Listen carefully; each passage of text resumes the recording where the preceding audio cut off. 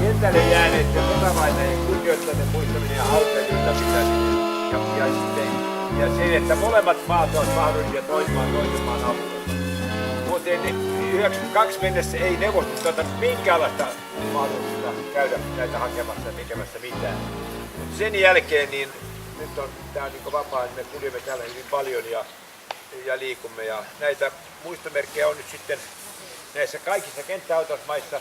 Lisäksi muistomerkki on pystytty kaikkien sotavankeudessa ja vankiloissa, vankilan hautausmailla, missä on suomalaisia haudattu, niin heidän haudoilla on myöskin Suomen valtion pystyttämä muistomerkki. Ja muistuksena siitä, että tämä on laillista, niin me olemme nyt laittaneet tuollaisen punavalkoisen lapun, niin kuin tuollaisen lippu tuossa, jossa lukee, että mihin tämä perustuu tämä toiminta, että jokainen voi tietää siitä, että se on ihan lainmukaista ja valtioiden suojeluksessa. Tämä hautausmaa oli vanha Säkkijärven hautausmaa, ja kuten täällä huomaatte, niin nämä on hyvin vanhoja hautoja. Täällä on Vajennaja Memorial, eli vainajien muiston organisaatio. Se on maailmanlaajuinen, se toimii Moskovassa. Ja meillä on muun sinne erittäin hyvät yhteydet, että kaikki mitä me toivomme, niin kyllä yleensä aina onnistuu. Viimeisenä suurena operaationa oli Äyräpäässä oleva sankarihauta ja muistomerkit ja koko se alue, niin sinne tuli joku rikas kaveri tekemään tällaista lomakeskusta ja alkoi rakentaa sitä sen hautausmaan päälle. Mutta suomalaiset tehtiin siihen mukaan ja sitten sitä tapahtui, että me kävimme Moskovassa keskustelua ja ulkoministeri keskusteli ulkoministerin kanssa ja kirkko varmaan keskusteli jotakin ja Äyräpää seura keskusteli ja Karjalan liitto oli hyvin voimakas ja auttavainen tässä asiassa. Ja niinpä vaan tehtiin, että se rekisteröitiin se hautapaikka-alue meille ja siihen ei rakenneta mitään. Ja tässä rutiinia on vähän tullut jo. No niin. Nyt Kaija yrität saada tällä laukauksella avataan tämä matka. No. Se on yksi peukalon liike vaan eikä muuta. Katsokaa, se vieläkin lentää. Nyt vasta matka. Ahti, joka siunataan ensi lauantaina. Hän oli tuossa Viipurinlahdella Teikarsaaressa ja sieltä pelastettiin veneeseen mukaan. Ja hän eli sitten sen jälkeen näin pitkään. Ja Vyyryläisen serkku, Vyyryläinen on täällä RT2 miehiä myöskin, perinnetoimikunnan jäseniä.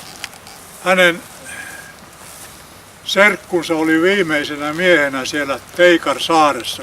Senhän venäläiset valtasivat 3 eri kertaan ja suomalaiset sitten saivat aina takaisin ja joutuivat sitten 3. kerralla luovuttamaan. Ja Vyyryläinen oli viimeinen, joka sieltä hoivasi nämä jäljelle jääneet haavoittuneet mantereen puolelle ja pisti sitten asekuntoiset uimaan. Ja Ahti oli eräs niistä uimareista, jonka pelasti joku veneessä kulkenut tuttava ja otti mukaansa. Ahti Matikainen siis oli näitä Teikarsaaren sankareita, näin voidaan sanoa, ja hänet siunataan ensi lauantaina Viirin hautausmaalla. Kiitoksia, ja Ahti oli Ihantalan Kilpejoen kylästä, meidän naapuriskylästä, ja tässä oli Jonin kanssa juttu, että hänen isänsä, ja kertoi se sitä mullekin siellä joskus nuorempana, että he olivat tässä Viipurinlahdella silloin heinäkuussa 1944 Hän oli myös 25 syntynyt ja siitä voi kertoa paljonkin, mutta tästä Säkkijärvestä hän mainitsi sen, että he oli tässä rannikolla ja he kaivoi uusia juoksuhautoja ja pistivät aseita sinne merelle päin asemiin ja se oli inhottavinta työtä, kun joutui niitä talvisodan aikaisia juoksuhautoja syventämään ja putsaamaan, koska siellä oli niitä kuolleita venäläisiä heitetty sinne pohjalle sitten ja että niitä täytyy sitten tukkikeksien kanssa sieltä koukkia ja ei ollut kesäkuumalla mukavaa. Ja he ihmetteli kovasti, että kuka heistä ei sairastu. Se tästä Säkkijärvestä.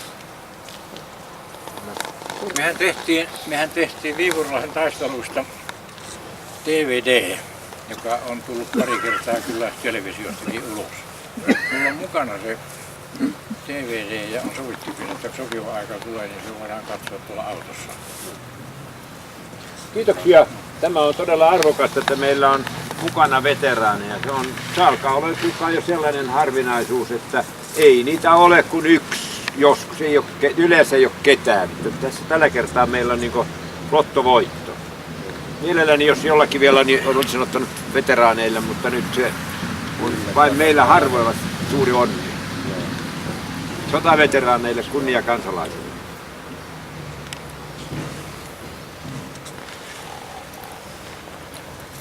Me siirrymme takaisin autoon sitten.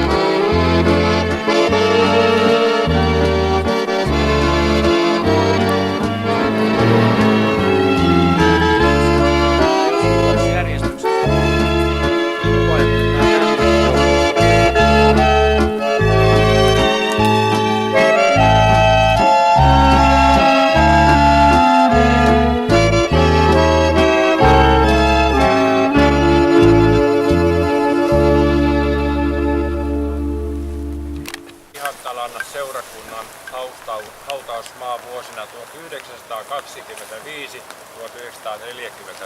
sama Venäjäksi.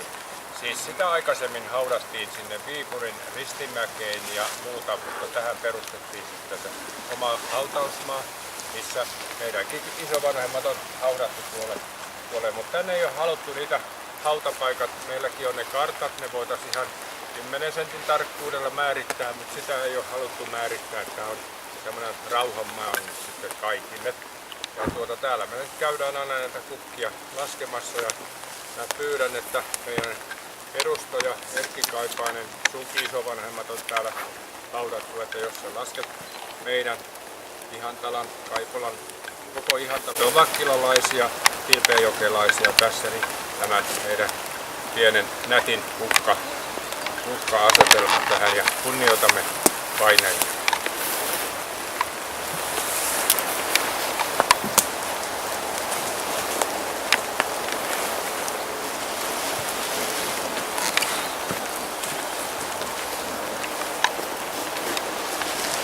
Ihantalan haudattujen muistolle joukko Ihantalan seurakunta.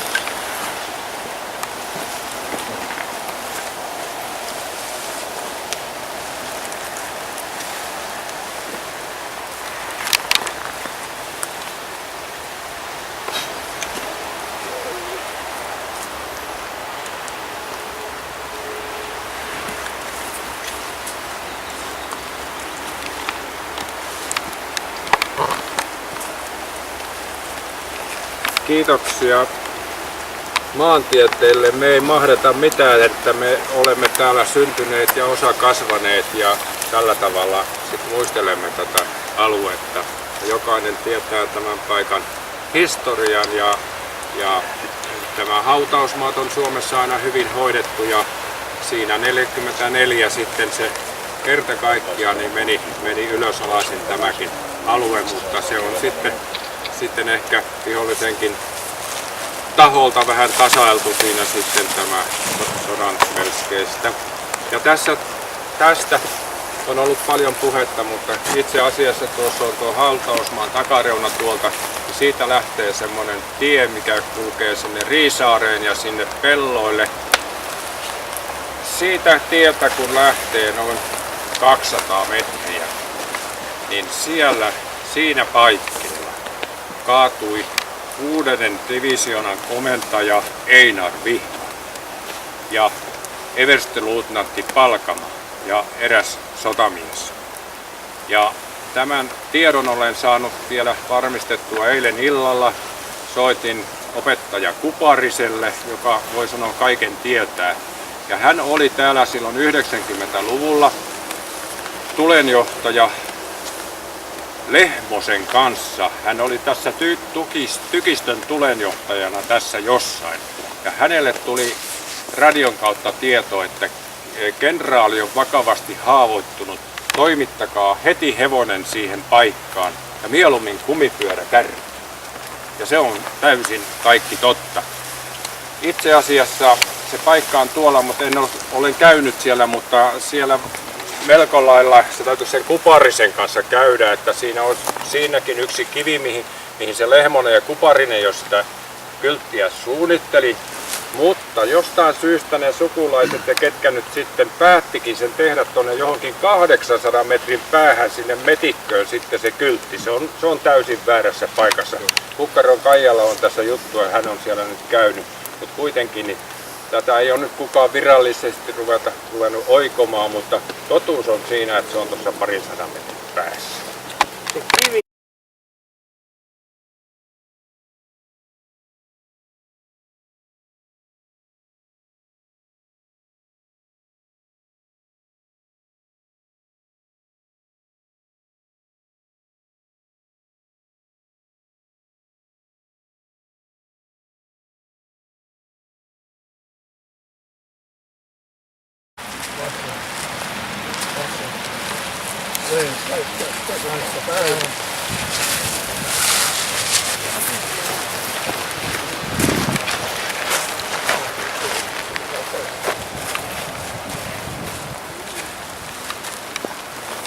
Ihantalan taistelijoille, Vihdin maanpuolustusjärjestöt ja keltaisen rykmentin veteraanit.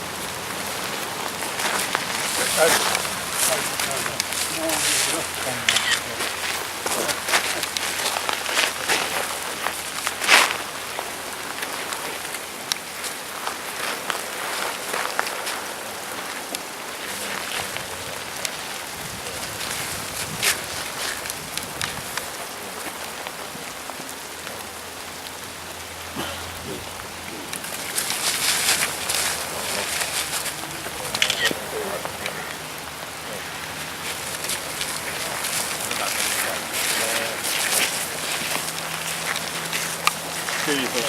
Kiitoksia tästä hienosta tilaisuudesta. Täytyy ihan muutama sana ainoastaan tässä säteessä. Taistelun rintama oli siis tuossa Pekarin purossa ja jatkui sitten tuonne aina oikealle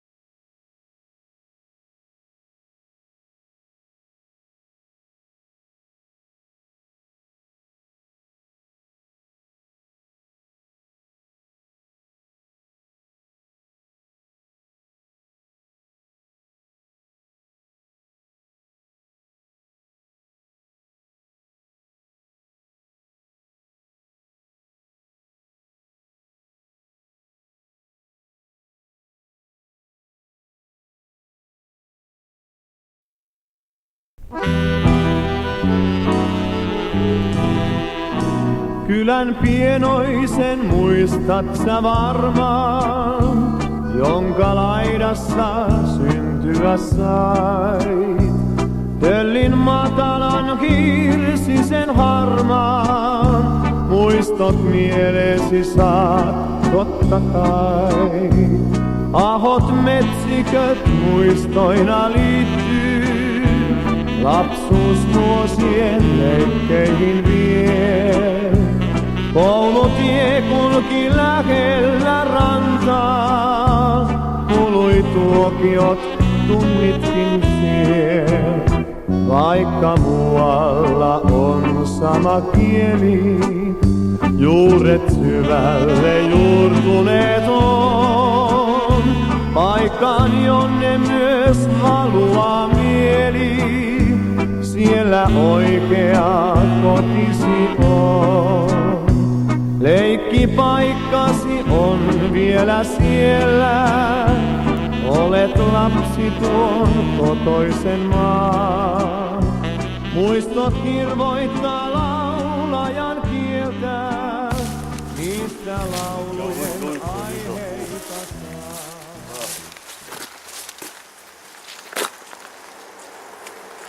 Nämä on sen näköisiä puita varmaan, mitkä on ollut.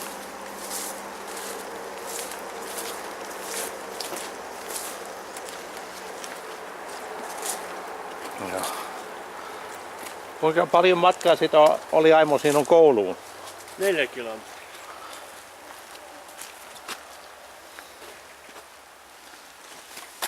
Sanovat siihen aikaan minä tiedän. Ja kenen talo se oli sitten? Tää Kaiposen. Mut kyllä Tunta oli talon nimi, mutta Salon poikia vissiin oli vielä suurempi talo. ei ne sano, että Tässä on kuule,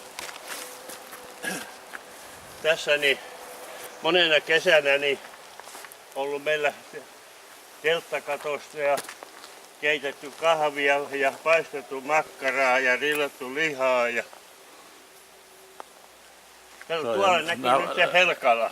Niin joo, se näkyy kaukana tuolla. Näetkö tuon Joo, joo. Se on ennen näkynyt, kun kaikki on ollut pellot auki ja pihat, niin Niin. ne hyvin sinne. Odota, mä katson, kun mulla oli nää mukana, mutta ne ei ole tietysti täällä noin. Mulla on karttoja kyllä. Eikö? Että säkin kuuluu siihen.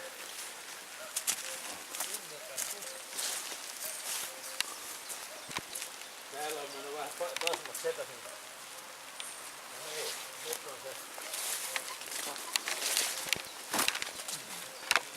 Ja sitten oli semmoinen, että siitä täytyy sitten se oli joulussa varmaan, se niin ostaa sitten pullo. Ja se raja meni jotenkin tästä tuonne niin vinosti, että jos oli se Ylä-Anttilan talo, niin se oli vielä niin kuin kuulu tänne, mutta nämä maat oli tässä niin tuntaan. Erkki, jos viitit vielä kertoa siitä saunasta, että kuinka se oli rakennettu. Anttilan sauna oli rakennettu vahingossa puoliksi naapurin puolelle. Ja riidan sovittiin sillä lailla, että jouluksi tai vuodenvaihteen tapanipäiväksi varmaan oli, niin nämä Anttilan väki ostaa tuolle Kaiposen porukalle, mitkä asuu täältä Tuntapaikkaa, niin viinapullon. Niin. Ja se juotiin yhdessä. Tuliko juotuakin? Joo, kyllä se, kyllä, niin, kyllä se varmaan. ei ole enää löytynyt ainakaan mistään. No sitten 10 vuotta sitten tultiin tänne Kaipolaan, ja tämä Kaiposen Lassi, mikä on niin vanhin siitä sisarussarjasta Tuntan talosta, niin rupesi tinkimään meiltä tuolta matkalla, että pitäisi saada niin viinapullo vuokraa. Niin, vuokraa 60 vuodet maksamatta. Ja mehän Aimon kanssa ostettiin iso venäläinen konjakkipullo sillä ja annettiin tuossa pihalla, niin se ei tiedä oikein miten se olisi ollut. Ja sitten se sanoi, että kun ei vuokraa maksanut, niin tämä herra sanoi, että ei ole paljon käytetty. Ei ole käytetty saunaa, niin me ei enää makseta vuokraa. No, näin päättyi se tarina, mutta jotain hauskaakin täällä on ollut. Niin, tämmöistä pientä Mukavaa. No, me tästä vissiin käännytään nyt, eikö Joo, niin? käännetään joo.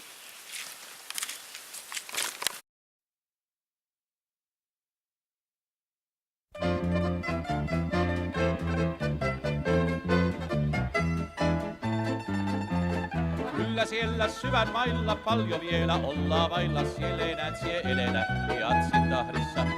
Ei hyö siellä tanssijöitä, muitakin on puhteel töitä, päivät leipä puulissa tai krahtissa. Toista se on Viipurissa, karjalaisten kaupungissa, siellä kaikkää puolet haihtuu jatsisäveliin. Kun jatsata saap siellä aina, niin arkena ja sunnuntaina. Kahviloissa siellä löytää, jatsi tyttö tiesä pöytää. Alus sä voi painostella, ei, myöhemmin joku iski minulle hempilmeen. Semmonen on Viipuri, karjalaisten kaupunki, semmonen on Viipuri. Hirviä on janon kipu, eukko hihkas, nyt ei tipu, siinä on lause, jota ei vastustella voi. Janotti niin peevelisti, maaku korkin kiinni pisti, älä kose, usot sie, muuten hipnosoi. Läksin silloin Viipuriin, karjalaisten kaupunkiin, missä kaikki näet puolet haihtuu jatsisäveliin. Kun jatsata saap siellä aina, niin arkena ja sunnuntaina. Kahviloissa siellä löytää, jatsi tyttö tiesä pöytää. Alus sä voit painostella, ei, myöhemmin joku iski minulle hempilmei.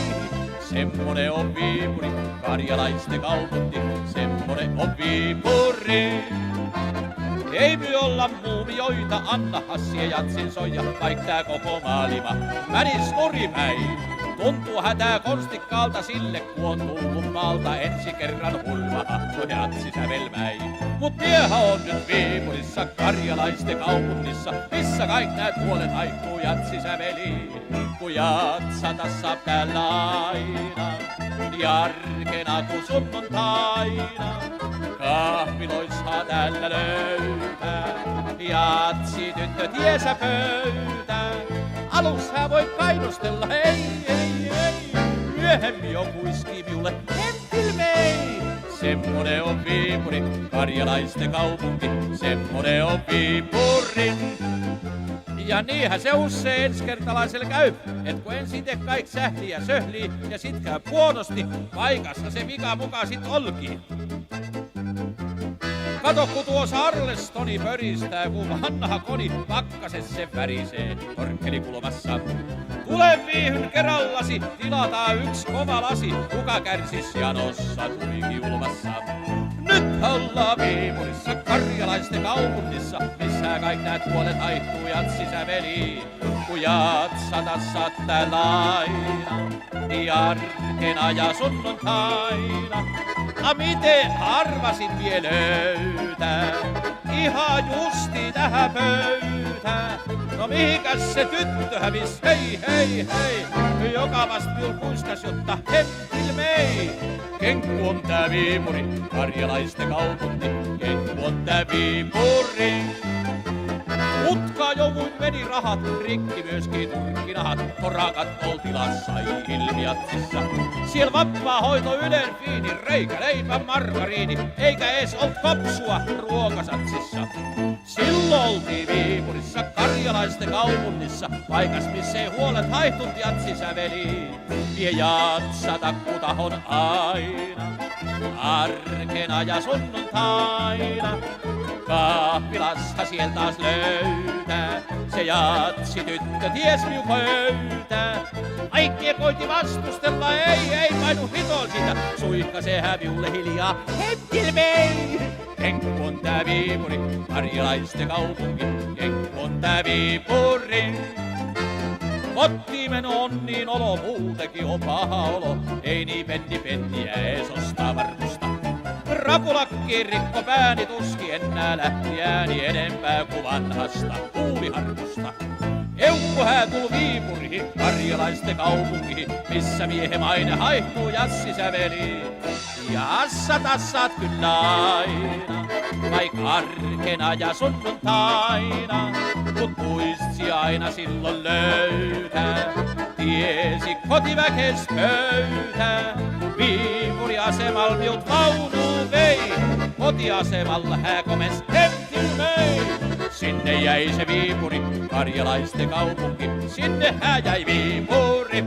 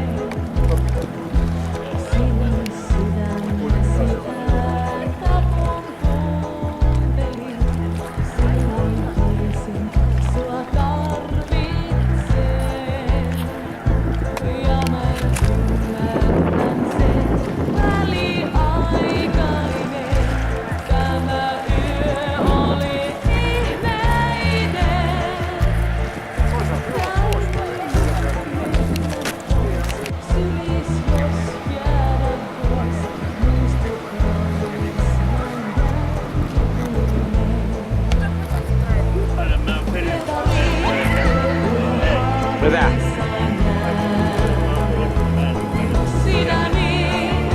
En mäkään.